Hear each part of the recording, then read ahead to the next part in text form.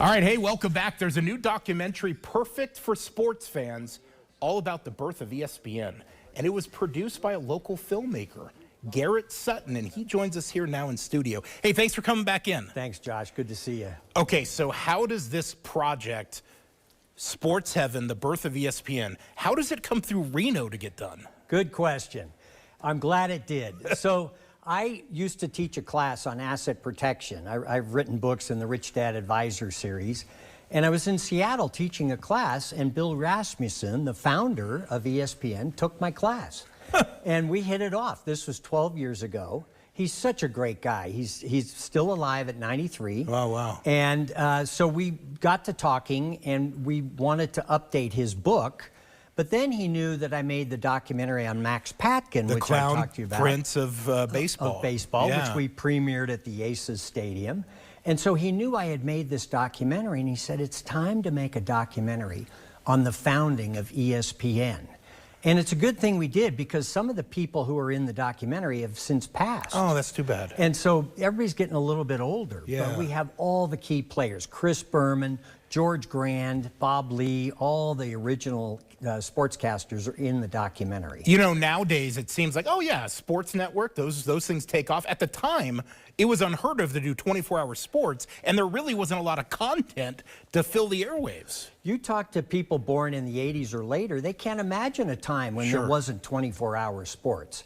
But in 1979, when ESPN went on the air, you got sports maybe at 6 and 11 for 2 minutes, and maybe a little bit on the weekend. Sure. So but to your point, Josh, they had to find content.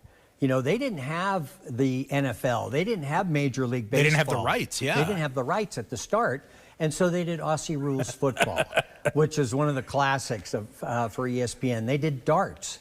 You know, they did hang gliding, whatever they could do. Well, now they have fun. They bring back the ESPN The Ocho every year, and they air all those wild stuff, and that stuff they used to air on their main channel. Right, exactly. So our documentary, we gave it to ESPN for one night. It premiered last Monday. We gave it to them for one night, and now it's on our platform, Tenero.tv. So you can rent it there. Okay, cool. A little bit more, I mean, like, why Bristol, Connecticut? I mean, the only reason I even know Bristol, Connecticut is because of ESPN, but it's kind of a weird spot to start it all. That's in the documentary, but it's a great question because, you know, Bill was from Connecticut at the time. That makes sense. There you go. And they were in Plainview, but Plainview wouldn't allow satellite dishes. And Bristol, the next town over, to their credit, allowed satellite dishes, and it's been great for the city. Well, now of it's Bristol. like it's the region you go to Bristol, Right. is it's the ESPN, right? Yep. It had, I mean, I know you're a sports fan, obviously, with your background. It had to have been kind of a dream come true for you, a heaven for you to be able to, you know, sink your teeth into this project. I've been back to the ESPN campus at Bristol twice now. I've gotten to meet all these great sportscasters from back in the day. It's just been a wonderful project.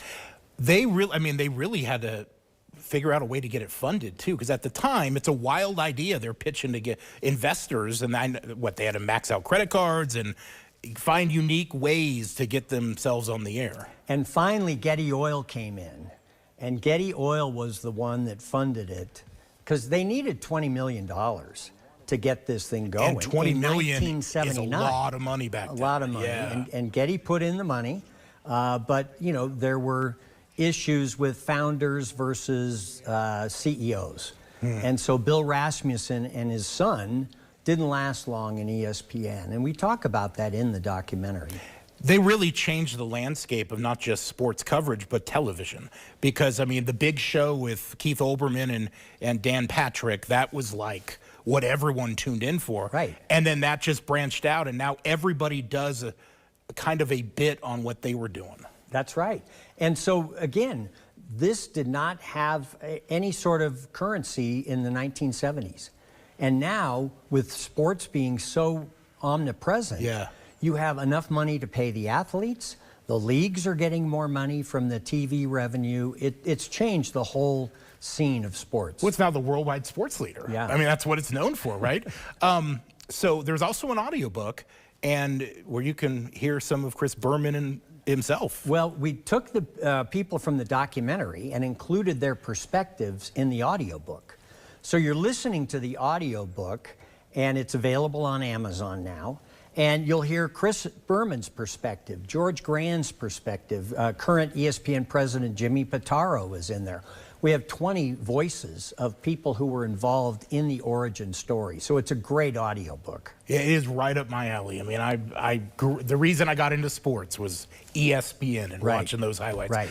Garrett, thanks for coming in. And Tenero.tv. Tenero, Tenero.tv. You can rent it. You can watch the documentary. You can go get the audiobook at Amazon. Hey, thanks for coming in. Good to see you again. Yep. We'll be right back.